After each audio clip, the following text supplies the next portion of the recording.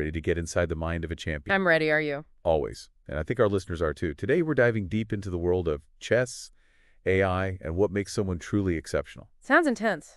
It is. It's fascinating.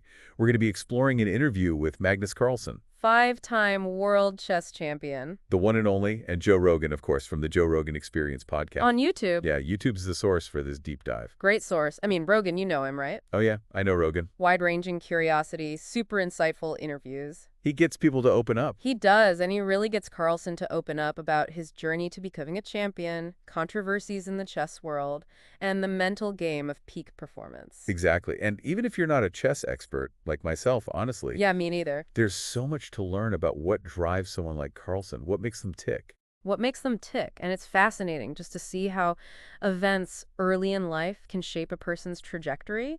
Like, think about Carlsen. He wasn't initially drawn to chess. He was really into Lego blocks and math Oh, interesting. and sports statistics. I mean, you think a chess prodigy would be, like, obsessed from day one, right? Right. But with Carlsen, the spark came from something unexpected: sibling rivalry. Oh, how about that? He wanted to beat his older sister. That's all it was. Oh, I can relate to that. And that competitive drive, that's what led him to the chessboard. So that little spark set him off on this incredible path. It did. It unlocked a hidden talent, you could say. And his father, also a chess player, saw the potential, started working with him. Carlsen began playing at 5 years old. Wow. By 13, he was a grandmaster. 13, come on. That's insane. Insane. He surpassed his father's skill level. Who started playing at 14. Wow.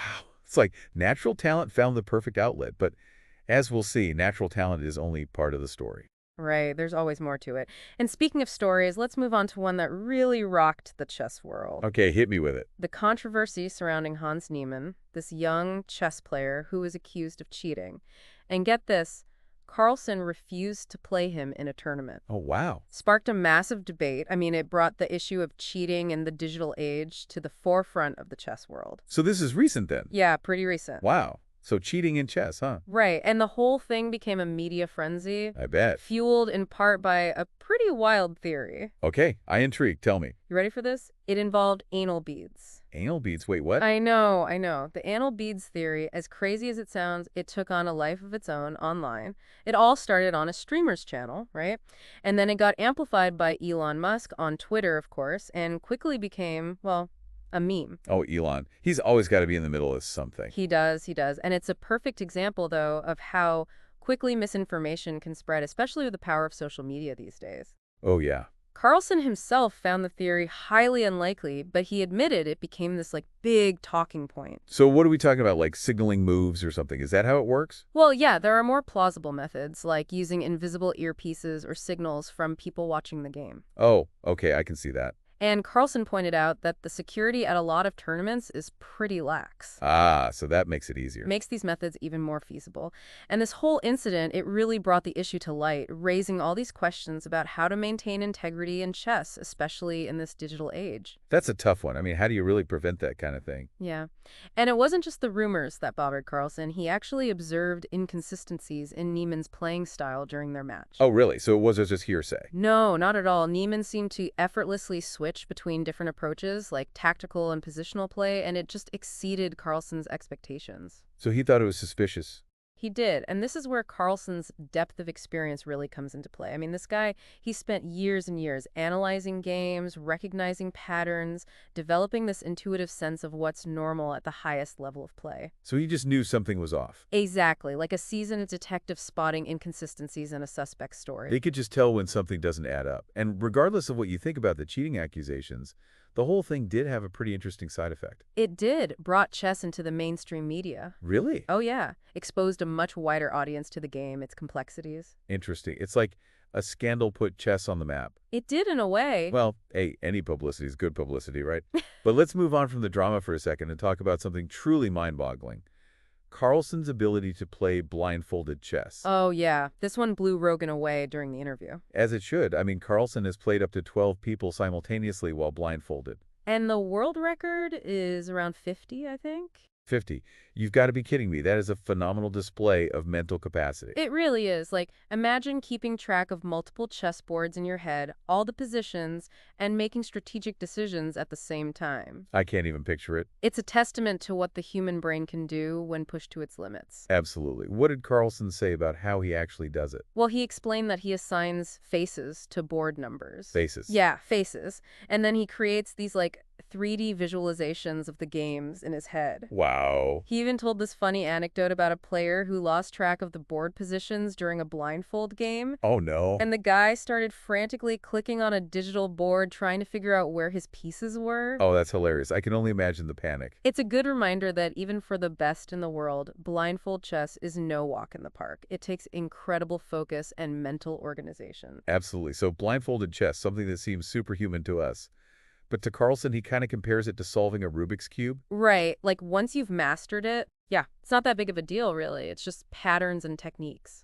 It's fascinating, though. And speaking of technique, let's talk about Carlsen's approach to chess training, which is, well, it's surprisingly unconventional. Unconventional how? Well, he describes himself as lazy. Lazy. Magnus Carlsen, the world champion. I know, right? But he says this compared to other top players who might be studying for hours every single day. Okay, so he doesn't have that, like, super rigorous routine. Not really. I mean, he's always thinking about chess. He's playing online, analyzing games. But it's more driven by, like, his passion, not some strict schedule. Exactly. And it makes you wonder, is it raw talent that got him to the top, or is it this constant, almost playful engagement with the game? You know, that enthusiasm. The classic discipline versus enthusiasm debate. Right.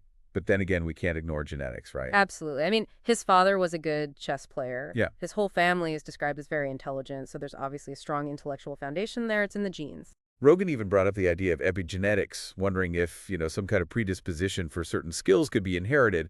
But then he kind of countered that with a funny observation. There are very few grandmaster parent-child pairs out there. Huh. You'd think if it was just genetics, Right. we'd see more of those. You'd think growing up with a chess fanatic would be like the perfect training ground. But maybe it has the opposite effect on some kids. Makes sense, like they're rebelling against their parents' obsession. Yeah, exactly. So it's nature in nature, the perfect recipe for a champion. But even without that hardcore study routine, Carlsen is very mindful of his physical and mental state, especially before a big match. Like what? What does he do? Well, he talked about eating clean and avoiding all those energy crashes you get from sugary foods. Oh, yeah, the sugar crash. I know that feeling.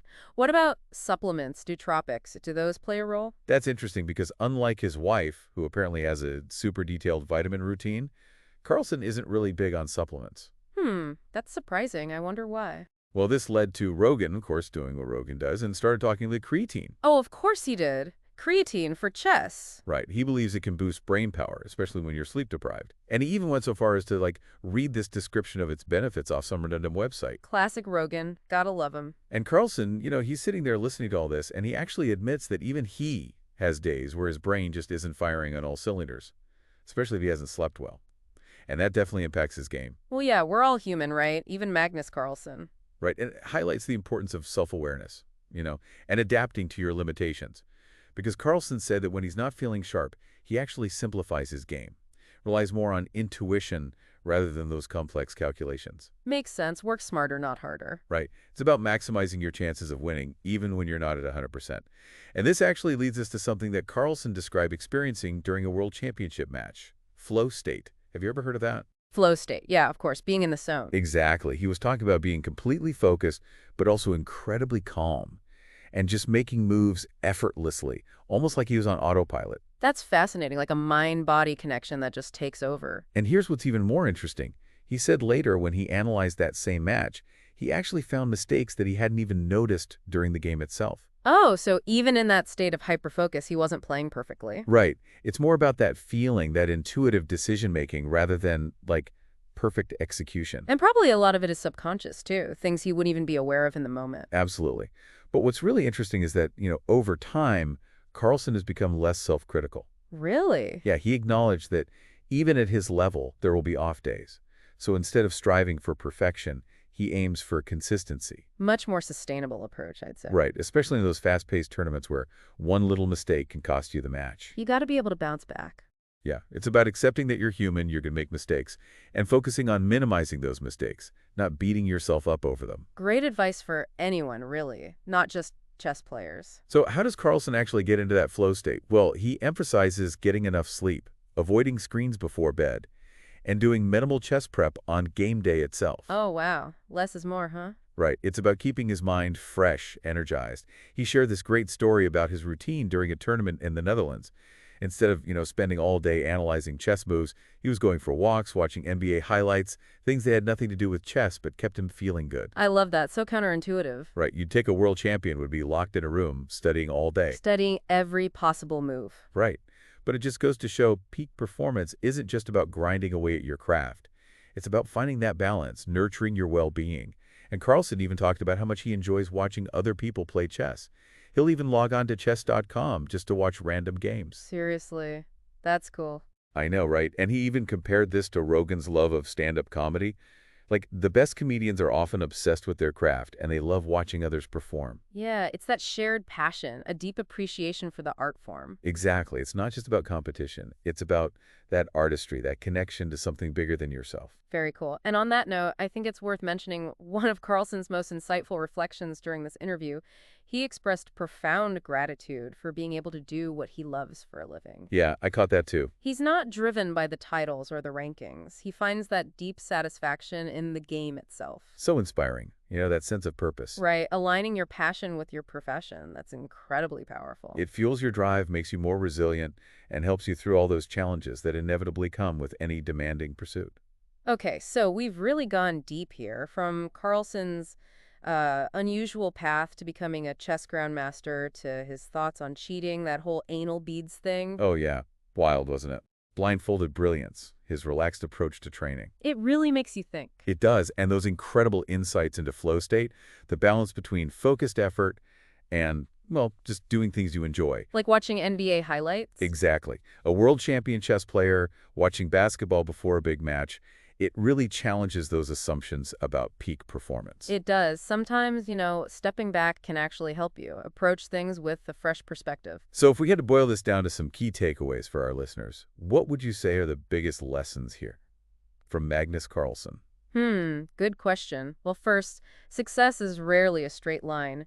Carlsen's journey, it was sparked by sibling rivalry, not some lifelong love of chess. Right.